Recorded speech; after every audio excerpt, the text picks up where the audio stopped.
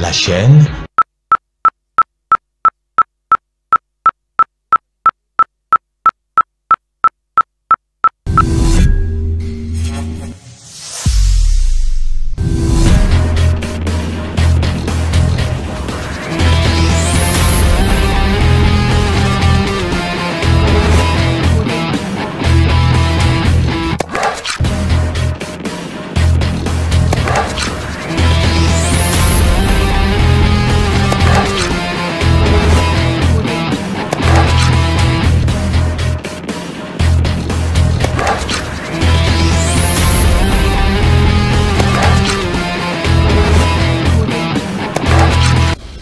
Bon week-end, bonjour chez vous, 30 minutes pour convaincre, une émission qui rime avec l'actualité. Aujourd'hui sur ces plateaux, nous allons quitter une page politique pour ouvrir une page religieuse où nous allons beaucoup plus se focaliser partant de la problématique du divorce et du remariage au sein de l'église. Voilà pourquoi nous sommes là chez vous. Voilà, notez seulement juste le sujet, réagissez aussi partant de notre numéro qui est affiché. Alors pour y faire à cette problématique de l'émission, je suis passagère ici pour vous. Le révérend Chilien Simba Ndomele, il était avec nous la semaine dernière parce qu'il nous avait promis juste d'être là pour répondre à cette préoccupation. Aujourd'hui, il a répondu à notre invitation. Révérend, bonjour et bienvenue à cette émission. Oui, bonjour, mon journaliste. Merci beaucoup. La politique m'oblige de revenir à même avec cet élément. Je vais d'abord du côté de la régie où nous allons prendre la réaction du cadre de l'IDPS, c'est Arma Mutombo qui a réagi par rapport au nouveau gouvernement qui sera bientôt lancé. On suit d'abord cet élément et on se retrouve juste après. Parce que Daniel Bumba, c'est un cadre de l'IDPS. Il est aussi un natif de la ville-province de Kinshasa. Il connaît bien la ville-province de Kinshasa et il sait les objectifs que l'IDPS a assignés comme parti socialiste. Et nous sommes là que pour défendre le progrès social et ce qui concerne le peuple. Et il a un programme que le peuple va lui accompagner et ça va nous amener à la réussite. Là, nous sommes assurés parce que les présidiums de l'Union sacrée, ils ont porté comme candidat celui que l'IDPS a choisi, c'est Bumba. Je pense que nous allons résoudre tous ces problèmes-là. Parce que je vous ai dit, nous avons les 7 piliers que M. Bumba est en train de défendre dans son programme. Il y a la sécurité, il y a l'économie, il y a l'emploi et tout ça, nous allons travailler là-dessus et vous allez voir ce que ça va produire comme fruit. Non, pour les élus, ce sont des gens consciencieux, hein. J'ai confiance à eux. Ils vont porter leur choix sur Bumba, qui est notre candidat, et les choix aussi du président de la République. Ils vont porter leur choix sur Bumba. Ils ne vont pas décevoir le président de la République. Merci beaucoup. Je vous rappelle que c'était Arma Mutombo, cadre de l'IDPS. J'espère que nous serons avec lui les samedis prochains à l'émission 30 minutes pour convaincre. Donc il sera juste en face de nous pour répondre aux différentes préoccupations de la population congolaise partant à ce nouveau gouvernement. Merci beaucoup. Nous revenons à notre sujet du jour sur la problématique du divorce et du remariage de pasteurs. Dans Saint-On, la Bible, à ce qui concerne moi le mariage et le divorce. Voilà, ça c'est un ouvrage de notre invité, révérend Julien, sur la problématique de divorce et du remariage de pasteurs. Vous avez besoin de ça, veuillez nous contacter. Après l'émission, vous aurez au moins les détails pour en avoir. Révérend Julien. Problématique sur le divorce et du mariage. Qu'en sait-on réellement? Révérend Julien auprès de l'Église. Merci beaucoup, Maman Elali, pour la question sur la problématique du divorce et du remariage. Je l'appelle problématique parce qu'actuellement, ça pose réellement un problème. Ça soulève beaucoup de questionnements dans les chefs de plusieurs personnes, chose qui n'était pas des mises autrefois, mais actuellement, on assiste à beaucoup de divorces. Voilà pourquoi je l'appelle problématique. Alors il dit, quand enseigne la parole de Dieu sur les divorces. Et, en fait, il faut d'abord commencer par définir ce qu'on attend par les divorces. Et, on va y arriver. Okay. On va y arriver. Okay. Juste simple lecture par rapport à cet ouvrage. Ok, par rapport à cet ouvrage, je dirais, la pensée globale est que les divorces, c'est une permission, mais ce n'est pas une prescription de la parole de Dieu. Voilà. Alors, pourquoi faut-il d'abord se focaliser au pasteur et non d'une manière générale? Bon. Pourquoi seulement les pasteurs? Oui, j'ai commencé par les pasteurs parce que c'était des questions qui étaient posées à tout moment par les fidèles. On a fait un constat que autrefois, c'était difficile pour eux de trouver un pasteur divorcé. Mais actuellement, le divorce est devenu monnaie courante dans les milliers des pasteurs. Alors, cela a suscité beaucoup de questionnements par des fidèles. Et voilà pourquoi j'ai voulu réfléchir autour de ça. Et moi-même aussi, étant pasteur, je me suis dit, il faut que nous puissions réfléchir autour de cette problématique pour que nous puissions y apporter des solutions. Vous n'êtes pas victime. Non, Arnaud me regarde avec beaucoup d'attention. Oui. C'est juste une manière pour lui de poser aussi directement comme indirectement cette question. Je ne suis pas par la grâce de Dieu. Vraiment. On ne peut pas parler au moins de divorce sans pourtant aussi y revenir à ces 3 étapes de la vie. Je vais parler ainsi. Nous avons la fréquentation. Quand je parle de la fréquentation, on voit le copinage, le fiançailles et ainsi de suite. Il y a le mariage et enfin, c'est juste le divorce. Mais quelle observation faites-vous, pasteur, sur les fréquentations actuellement avec le jeune? De fréquentation avec les jeunes. Voilà, là je parle fréquentation comme étant copinage, comme étant fiançailles pendant cette période. Votre observation vis-à-vis de jeunes? Bon, mon observation est que, comme toujours, quand on grandit, à un certain âge, c'est d'ailleurs tout à fait normal, à un certain âge, on a envie d'être avec un homme ou une femme, soit une jeune fille. C'est tout à fait normal à un certain niveau. Parce que c'est un besoin qui est tout à fait naturel, étant qu'humain, d'être ensemble avec les autres, tout à fait normal. Mais à un certain âge, quand on atteint la puberté, vous voyez, il y a maintenant cette révolution qui est dans les chefs des jeunes garçons ou des jeunes filles et qui cherchent à aller vers le sexe opposé. Et c'est à ce moment-là qu'il faut vraiment être beaucoup plus prudent pour que ces fréquentations ne puissent pas aboutir à des actions qui ne sont pas bonnes. Quand est-ce qu'il faut dire oui? Quand est-ce qu'il faut dire oui? Oui, à quel moment? À quoi, par exemple? Dans une demande de mariage. Parce que nous parlons de divorce, mais on respecte d'abord les étapes. Quand est-ce qu'il faut dire oui? Pour dire oui au mariage, pour faire face au mariage, quand est-ce qu'il faut le dire? Bon, d'abord, je dirais, quand est-ce qu'il faut le dire? Il faut qu'on soit d'abord responsable. C'est-à-dire, le mariage, c'est quelque chose qui est fait pour les responsables.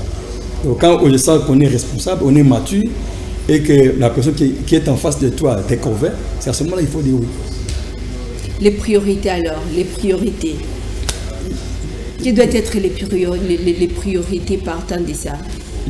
Les priorités partant de quoi? Des fiançailles? Fiançailles, fréquentation, copinage. Les priorités, c'est... Je ne sais pas qu'est-ce que vous voulez dire par priorité. Je ne sais pas. Parce que ce qui sera au moins primordial, c'est ça qui va pousser à ces deux personnalités, ou soit à des personnes de vivre ensemble dans les mariages. Alors, pendant cette étape, pendant cette période, quelle serait la priorité des priorités? La priorité des priorités. Bon, moi je me dis, quand une personne veut s'engager, je crois que où elle s'engage dans cette aventure, je crois que la priorité, d'abord, avant de s'engager, il faut d'abord commencer par une observation. Il faut observer d'abord la personne pour qui on veut, disons, être ensemble, avec qui plutôt on veut être ensemble. Il faut bien l'observer et après l'observation, là maintenant, quand déjà la chose est déjà comprise, c'est-à-dire vous avez déjà accepté d'être avec la personne, maintenant il faut toujours à l'observer, mais il faut continuer à engager un dialogue sérieux, parce qu'avec ce dialogue-là, vous allez continuer à connaître et à comprendre l'autre pour que vous puissiez aboutir plus tard. Cette observation, c'est pas si loin ou bien c'est pas d'une manière fréquente? Oui, mais chaque fois, il faut observer la personne. Donc, l'observation est permanente. Est permanente parce qu'on veut être avec la personne. Alors, il faut continuer à l'observer, à être avec. Quand on dit observer, c'est-à-dire à être avec la personne, à découvrir comment la personne est, comment elle réagit, quels sont ses besoins, etc. Donc, c'est ce que j'appelle observation. On quitte l'étape de la fréquentation, sortie de fiançailles, entrons directement dans le mariage, il faut le dire ainsi. Quelle lecture ferez-vous sur le mariage actuellement en RDC? Oui, actuellement en RDC, je dirais que les mariages connaissent des sérieux problèmes. Des sérieux problèmes. En tant que pasteur, nous recevons beaucoup de cas et cela démontre que les mariages ont un sérieux problème actuellement. Donc, il y en a qui s'engagent, mais qui ne savent pas pourquoi ou quelles sont les raisons fondamentales pour lesquelles ils doivent s'engager, malheureusement. On doit avoir des raisons. Ah, mais oui, il faut avoir des raisons. Pourquoi veut-on s'engager? Est-ce qu'il faut jeter comme ça de cette aventure? Apparemment, c'était aussi dans mes priorités. Donc, c'était la question que je vous avais posée sur les priorités. Quelles sont ces raisons, alors, s'il faut le dire ainsi? Bon, les raisons, je pense qu'il y a des bonnes raisons. Il y a aussi des mauvaises raisons. Je pense que la bonne raison, c'est que c'est un besoin naturel. Parce que Dieu a dit, il n'est pas bon que l'homme soit seul. Donc, tout comme aussi, il n'est pas bon que la femme soit seule. Donc, c'est un besoin qui est naturel. Et quand vous ressentez ces besoins-là, tout à fait normal. Donc, c'est une bonne raison. Pourquoi se marier? Bon, parce que Dieu le veut. C'est pourquoi je dois me marier. Pourquoi se marier? Parce que le mariage est un moyen que Dieu a prévu pour pouvoir perpétuer la race humaine. Pourquoi se marier? Se marier parce qu'il faut, n'est-ce pas, aider. Parce que le mariage est là pas seulement pour, n'est-ce pas, bénéficier, mais pour s'entraider. Donc il y a plusieurs raisons pour lesquelles on doit se marier. Mais il y a de fausses raisons aussi pour lesquelles les gens s'engagent. Non, je vais me marier pour que la personne puisse m'aider. Ou je vais me marier parce que vous voyez, la personne m'a beaucoup aidé, tout ça, vous comprenez, il faut que je puisse... Non, non, on ne se marie pas par pitié. Non, encore par récompense. Non, non plus par récompense. On se marie parce qu'on est convaincu de la personne avec qui on veut faire, n'est-ce pas, l'aventure ensemble. Sinon, ça ne sert à rien. L'engagement soit levé, je peux parler des déclarations faites par les couples mariés, que ce soit devant l'État Congo, devant l'État civil, que ce soit devant l'Église. Croyez-vous que c'est un simple slogan ou bien une réalité d'une vie au quotidien, pasteur? Oui, bon, merci pour la question. C'est une très bonne question par rapport à cette phrase-là. C'est une phrase très intéressante qui est prononcée généralement lorsque les gens sont soit devant l'officier de l'état civil ou ils sont devant l'église. Hein? Je t'aimerai toute ma vie jusqu'à ce que la mort nous sépare. Alors, cette expression-là, c'est un engagement divin. Malheureusement, aujourd'hui, ça apparaît que cette expression devient comme un simple slogan au regard des divorces que nous sommes en train de constater et de vivre dans la société. On se rend compte que les gens ne comprennent pas la portée réelle de cette déclaration qu'ils font devant n'est-ce pas, les autorités tant civiles que religieuses. Donc, je pense que pour le moment, c'est vraiment un problème. Est-ce que la faute ne revient pas juste à vous comme étant pasteur, le fait de pouvoir enseigner aussi le fidèle, le fait de dire je m'engage pour le pire et pour le meilleur? Apparemment, c'est le pire qui pose problème dans les mariages pasteurs. Est-ce qu'ils comprennent quand même le sens là de dire pour le pire comme pour le meilleur? Voilà pourquoi dans mon ouvrage, je suis en train de préconiser que l'Église puisse révaloriser la catéchèse, disons, comment dire, la pastorale matrimoniale, où il faut mettre beaucoup d'accent sur la catéchèse du mariage. Parce qu'il faut toujours enseigner aux gens pour que les derniers puissent comprendre pourquoi doivent-ils s'engager. Et ils doivent suivre une formation. Malheureusement, dans nos églises, cette formation n'y est pas, malheureusement. Hein. Je l'ai dit à notre propre honte, ça ne se fait plus malheureusement. Les gens sont tellement pressés, ils veulent se marier, donc ils avaient déjà arrêté leur date, la famille, les deux familles sont déjà rencontrées, la salle est déjà louée, mais on ne tient pas compte qu'ils doivent se préparer pour qu'ils puissent entrer dans cette aventure que j'appelle le mariage, qui est un engagement à vie malheureusement. Malheureusement, les gens ne se rendent pas compte que c'est un engagement à vie et ils doivent le prendre au sérieux. Donc nous aussi, Église, nous devons revaloriser cette catéchèse afin que nous puissions aider les gens qui veulent s'aventurer dans cette union. Problématique sur le divorce ainsi que le remariage, c'est ça juste notre thématique de cette matinée dans 30 minutes pour convaincre. Alors, entrons dans les vifs même de notre sujet. Quel regard portez-vous sur les divorces dans la ville de Kinshasa? Parce que dernièrement, c'était juste enregistré en un seul jour 159 demandes de divorce dans une seule commune. Je peux citer même dans la commune d'Ngalema. Quel regard portez-vous autour de cette problématique sur la divorce, comme les divorces en RDC? C'est comme je vous ai dit tantôt, le regard que j'ai, c'est un regard un regard que je peux qualifier un regard qui n'est pas bon, parce que le mariage, c'est une institution qui a été mise en place par Dieu lui-même. Et quand on voit ce qui se passe actuellement, le nombre de divorces, c'est pas seulement en RDC, presque partout dans le monde, lorsqu'on voit les nombres, les taux de divorce, on s'inquiète, on se dit qu'il y a un problème sérieux, parce que le divorce est une remise en question de l'engagement que les partenaires prennent devant le Seigneur et devant la société. Donc c'est un problème très sérieux. Donc voilà ce que je peux dire. Qui a dit la cause? Bon, il n'y a pas de fumée sans feu. Oui, oui, vous avez parfaitement raison, Maman Elali, quand vous dites quelles sont les causes. Les causes sont nombreuses, je ne saurais pas les énumérer toutes, mais je vais seulement citer quelques causes qui sont à la base des divorces. Et la première cause, je dirais, c'est le péché. Vous savez, lorsque l'homme a péché, le péché a pratiquement chambardé l'existence de l'être humain, à tel point que l'homme est devenu incapable de faire le bien. Donc le péché est la première cause. Et c'est pourquoi, par exemple, l'apôtre Paul pouvait dire malheureux que je suis, qui me délivrera de ce corps qui amène à la mort, dans Romains 7. Donc il s'est rendu compte qu'il veut faire le bien, mais malheureusement, le bien qu'il sait, il ne le fait pas. Donc c'est simple difficulté. Le péché est la première cause des divorces. La deuxième cause, si je peux aller encore plus loin, la deuxième cause, c'est le choix, ou les mauvais choix qu'on opère lorsqu'on est encore célibataire. C'est pourquoi il faut insister sur le choix. Beaucoup de jeunes pensent que le choix est un élément qui n'est pas important, mais j'aimerais insister. Seul le premier couple qui n'avait pas besoin de faire le choix. Mais nous autres qui sommes restés, nous sommes obligés de faire le choix. Le choix est important.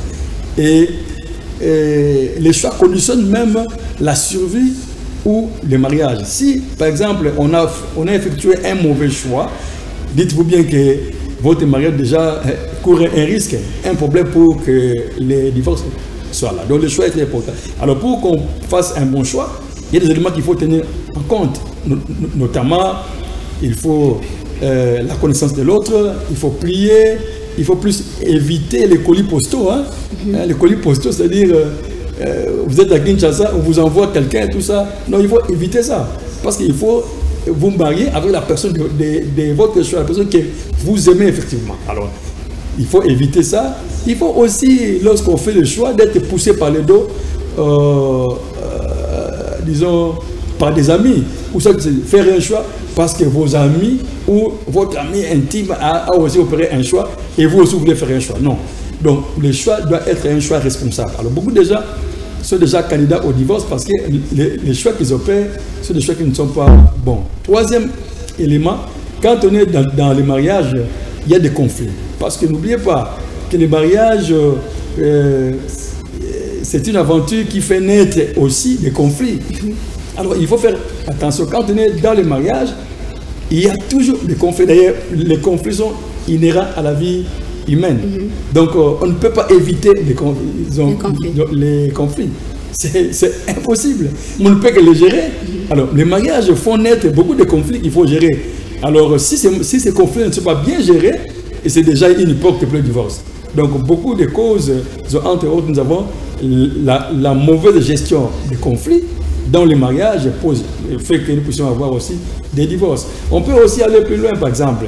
Une autre cause que je peux énumérer encore, il y a par exemple aujourd'hui la vision du monde aujourd'hui.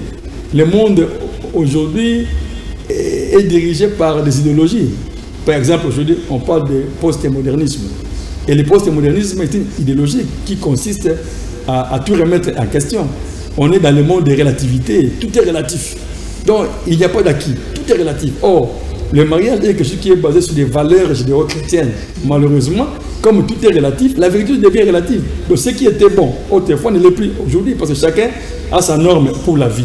Donc, les mariages qui étaient bâtis sur les valeurs judéo-chrétiennes, malheureusement, comme tout est relatif, on balaye tout ça, on va être seul. On va faire des enfants seuls. Donc, tout ça fait que nous puissions avoir des divorces en cascade. Et vous avez aussi un élément très important que je peux souligner aussi, c'est par exemple la fréquentation aux loges mystiques. Ça aussi, ça pose un problème. Vous savez, aujourd'hui, il y a des gens qui fréquentent d'autres religions qui ne sont pas chrétiennes, d'autres religions qui parfois leur poussent à... C'est-à-dire, cette religion-là ou cette spiritualité-là pousse ces gens-là à se comporter de manière anti-chrétienne.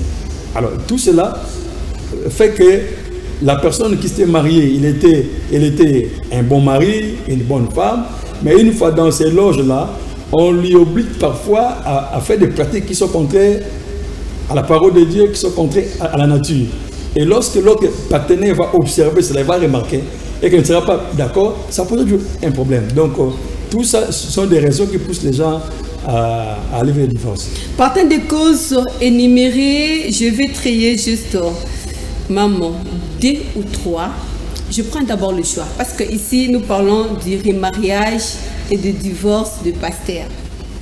Est-ce que le pasteur, en ayant l'idée, l'intention même de divorcer, n'avait-il pas tenu compte de son choix auparavant? N'a-t-il pas tenu compte du conflit qui sera soit en face de lui, soit en face de l'église, que lui sera comme étant un bon berger pour gérer aussi, trouver des résolutions pour les autres pasteurs, Julien? Bon, j'aimerais dire que pour tout homme normal, on ne se marie pas pour divorcer, parce que le mariage est fait pour la vie. Je ne pense pas qu'il y a un pasteur normal qui se marie et puis qui va divorcer plus tard. Mais parfois, ce sont des choses qui arrivent dans son parcours et qui malheureusement, il n'arrive pas à bien les gérer et qui font qu'il puisse divorcer. Vous voyez? Mais un pasteur normal dans un État qui est un leader ne peut pas, je crois, aller dans... Mais c'est là aujourd'hui, cela est mis en pratique partant de votre ouvrage. Justement, c'est une situation malheureuse de constater qu'il y a des pasteurs qui divorcent. Mais j'aimerais aussi souligner quelque chose de très important. Comme je l'avais dit, le divorce c'est une prescription, mais c'est pas, pardon, c'est une permission, mais c'est pas une prescription. Vous savez, les hommes de Dieu racontent beaucoup de choses et parfois Dieu veut enseigner son peuple au travers du mariage de son, disons, du berger ou du pasteur aussi. Donc c'est pourquoi nous ne sommes pas là pour juger les pasteurs, mais malheureusement nous constatons qu'il y a des pasteurs qui divorcent malheureusement et qui parfois fait que l'Église puisse aussi être discréditée. C'est le fait qui pose problème de leur côté. Croyez-vous à ça? Quel fait par exemple? Les choix. Les choix. Je ne sais pas. Vous avez évoqué ici les problèmes du choix. Oui. Ça aussi, ça pose problème. Oui. Parce qu'il y a comme des choix. Le problème de choix est capital. Comment est-ce qu'il a eu à choisir? Vous voyez? C'est très important. Est-ce qu'on choisit parce que la sœur parle en langue, parce qu'elle prie beaucoup? C'est ça aussi la question, parce que beaucoup de gens pensent qu'il faut choisir, il faut choisir celle qui parle trop en langue. Non, le mariage n'est pas parler en langue, le mariage n'est pas prier. Malheureusement, nous, et parfois, quand on fait le choix, on dit, mais bon, cette sœur-là parle bien la langue, elle est régulière à l'intercession, tout ça. Je pense que quand elle sera à la maison, elle va être une bonne femme. Alors qu'en réalité, ce n'est pas ça. Donc ça aussi, c'est un problème. Donc les choix aussi est un élément capital. Mais n'oubliez pas que le pasteur aussi est exposé par le travail qu'il fait. Vous voyez? Parce que le pasteur était, n'oubliez pas que c'était une vedette.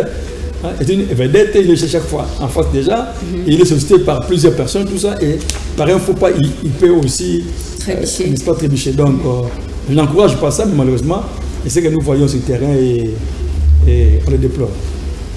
La gestion des conflits, que lui-même n'arrive pas à gérer, il se trouve en face d'une réalité, soit d'un fait, qui lui pousse à divorcer. Alors, comment sera-t-il à mesure de gérer l'église où lui-même enquête du jour au lendemain de différentes conflits et ainsi de suite, pasteur Julien?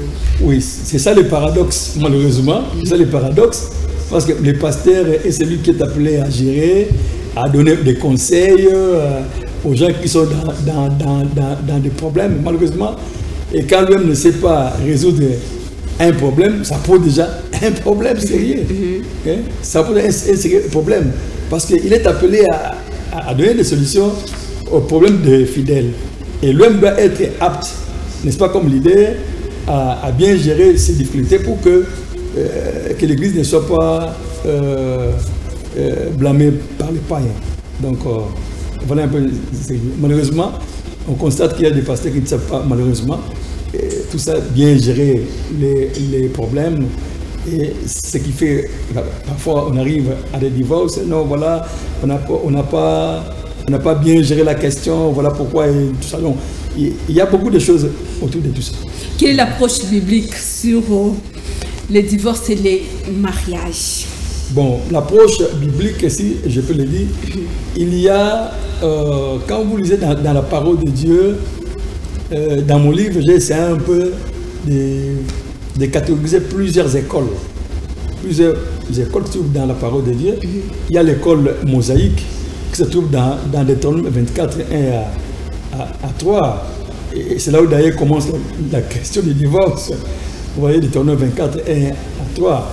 On dit si l'on trouve une chose inconvéniente, tout ça, dans le chef de sa femme, on peut la renvoyer et consort tout en lui donnant la lettre de divorce. Et tout commence par là.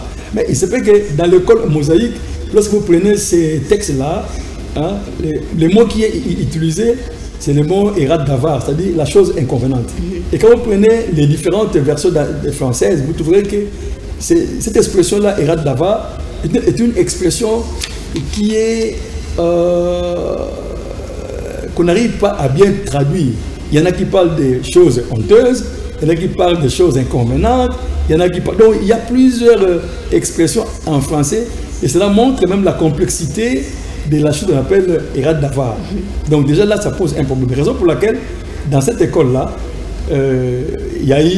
on peut renvoyer votre femme, on peut la renvoyer. Et elle peut aller se marier avec une autre personne, mais pour lui assurer la protection, vous devez lui remettre une lettre, n'est-ce pas, de divorce, qui va sécuriser cette femme-là. Mais tu ne peux plus encore reprendre cette femme-là une fois qu'elle devient la femme d'autre personne. Parce que quand tu reprends cette femme-là qui a été répudiée, donc là, vous commettez quelque chose qui est abominable devant Dieu. Ça, c'est la première école. Et la deuxième école, ou d'une catégorisation, je parle des écoles rabbiniques, parce qu'avec l'expression erat davar, il y a eu un problème sérieux pour l'interprétation. Ça veut dire quoi au juste la chose inconvéniente pour laquelle il faut répudier votre femme? Alors là, ça pose des problèmes. Et on va assister à des écoles rabbiniques. Par exemple, nous avons l'école d'Hillel et l'école de Shamaï. Hillel, pour Hillel, erat davar, ou la chose honteuse là, il interprète comme étant tout motif, toute chose qui déplaît au mari. Vous voyez, pour Hillel, il dit, toute chose qui déplaît au mari, c'est quelque chose pour laquelle on doit chasser la femme. Donc c'est une école qui est libérale. Mais Shamaï, c'est une école qui est rigoriste. Shamaï dit par exemple, non, s'il faut renvoyer, s'il faut qu'il y ait divorce, il faut qu'il y ait, n'est-ce pas, impudicité. Il faut qu'il y ait impudicité pour qu'il y ait, n'est-ce pas, plutôt, il faut qu'il y ait adultère, hein, infidélité pour qu'on puisse, n'est-ce pas, chasser votre femme. Donc vous voyez, il y a plusieurs interprétations dans les écoles rabbiniques. Donc les deux écoles sont là et ces écoles vont aller jusqu'à l'époque de Jésus. C'est pourquoi on va poser la question à Jésus quand vous lisez Matthieu 19. On posera la question à Jésus. Et là nous sommes dans l'école de Jésus. Matthieu 19. On pose la question de Jésus. Jésus dit, pour l'école de Jésus, il dit, au commencement, il n'était pas ainsi. Donc il renvoie les gens au commencement. Mais on lui pose la question, mais pourquoi alors Moïse a demandé que l'on puisse donner la lettre de divorce? Il dit non, c'était par la dureté de votre cœur. Vous voyez? Donc, dans l'école de Jésus-Christ, c'est l'école qui nous renvoie au début. Au début, il n'était pas ainsi. Donc, le divorce n'était pas prévu par le Seigneur, comme il n'était pas prescrit par le Seigneur comme tel. Donc, pour le Seigneur Jésus, dans son école, l'école christique, c'est une école qui interdit formellement le divorce, compte tenu du fait que celui-ci n'était pas prescrit dès le début de la chose. Il n'était pas prescrit. Alors, mais Jésus va ajouter une incise. Il dit, sauf pour les cas d'infidélité. Et là aussi, donc Jésus, c'est comme si il dit, il ne faut pas divorcer, il ne faut pas renvoyer votre femme, sauf pour les cas d'infidélité. Alors quand vous prenez ces mots-là, infidélité, c'est le terme pornéia qui est utilisé en grec. Pornos, c'est-à-dire la nudité. Donc là, on sous-entend, quand on parle plutôt de l'infidélité, on sous-entend, n'est-ce pas, l'adultère. Quand un partenaire s'est fait découvrir ailleurs, en ce moment-là, il devient adultère et l'homme peut, je dis bien peut, mais or, il y a la loi de l'amour. Parce que Christ dit, si Moïse vous a prescrit, c'est à cause de l'endurcissement, c'est à cause de la dureté du cœur. C'est-à-dire, le cœur ne sait plus supporter. Or, le Seigneur nous amène la loi de l'amour. C'est pour dire que même s'il y a adultère, si le cœur sait supporter, c'est là parce qu'on connaît même des couples où un des partenaires a fauté, mais le couple continue toujours à exister. Donc, c'est pour dire que pour Christ, il y a la loi de l'amour. Au commencement, il n'était pas ainsi. Donc, il n'y a pas de divorce. Il y a cette capacité aussi de pardonner. Oui, oui. Alors, au regard des divorces, au regard des taux de divorce à Kinshasa, soit en République démocratique du Congo, on peut aller même au-delà de nos frontières, même dans le monde. À qui faut-il combler les fautes? Est-ce que c'est aux parents qui n'arrivent pas à préparer les enfants dès le départ pour entrer dans le mariage? Est-ce que c'est l'État congolais ou bien c'est l'Église qui bénit précocement les couples mariés? Révérend Julien. Bon, tout ce que vous venez de citer est dans ces paquets. Il y a d'abord les parents, parce que l'enfant commence d'abord dans la maison. Imaginez-vous qu'un enfant qui naît dans une famille où il y a des bagarres à tout moment, où papa et maman ne s'attendent pas à tout, ils sont en conflit, ils sont en bataille à tout moment. Cet enfant-là, qu'est-ce qu'il va prendre? Rien du tout par rapport au mariage. Donc je pense que ce serait une bombe à retardement. Donc là, et d'ailleurs, je vais vous dire, selon les psychologues, les conflits, c'est comme un iceberg. En fait, le conflit ne donne qu'une partie à l'extérieur, mais la cause, la principale cause, c'est en dessous. Donc, c'est pourquoi il y a beaucoup de conflits qui trouvent leur origine dans le passé. Dans le passé. Il y a des choses que la personne avait vécues quand elle était encore dans le toit parental et qui lui a influencé et qui va sortir plus tard et qui va compliquer, n'est-ce pas, son mariage. Donc, c'est pour dire que les parents ont une grande responsabilité parce qu'on commence par là. Et en dehors des parents, nous avons aussi l'Église. L'Église aussi qui n'enseigne pas assez. Okay. Comme je vous ai dit, qu'il y a la catéchèse du mariage qui est négligée dans nos églises. Là aussi, certains problèmes sérieux. Donc, on doit réellement mettre l'accent sur cela pour préparer, n'est-ce pas, les jeunes à bien affronter ou à bien accéder au mariage. Vous avez aussi la société de manière générale, avec l'influence des nouvelles idées qui viennent, des technologies qui arrivent, tout ça, et les gens pensent que le mariage c'est quelque chose de, disons, complètement... En quelques secondes, la régie, c'est que nous sommes déjà arrivés à la fin de cette émission. En quelques secondes, je crois bien même en un mot, qui recommandez-vous? Que ce soit au couple, que ce soit juste aux aspirants au mariage, qui recommandez-vous? Bon, ce que je peux recommander, c'est ce que Jésus a dit, la parabole que Jésus a donnée. Il y a 2 maisons qui ont été construites, et ces 2 maisons étaient de très belles maisons, apparemment, lorsqu'on les voyait. Mais lorsqu'il y a eu tempête, on a vu une maison s'est écoulée et l'autre a résisté. La raison était simple, c'était la fondation, n'est-ce pas, qui était à la base de l'écoulement ou de la résistance de la maison qui était restée. C'est pour dire quoi? C'est pour dire que si nous voulons bâtir réellement des mariages solides, nous devons bâtir sur les rocs. Or, les rocs, c'est Jésus. Donc, si nous voulons bâtir des mariages heureux, des mariages solides, des mariages qui perdurent, nous devons, n'est-ce pas, avoir les regards fixés sur Jésus. Et lui, là, c'est lui qui nous aide, n'est-ce pas, à consolider notre mariage et pour que nous ne puissions pas connaître ces divorces. Donc, Jésus doit être la base de tout. Merci beaucoup, voilà, Révérend Julien.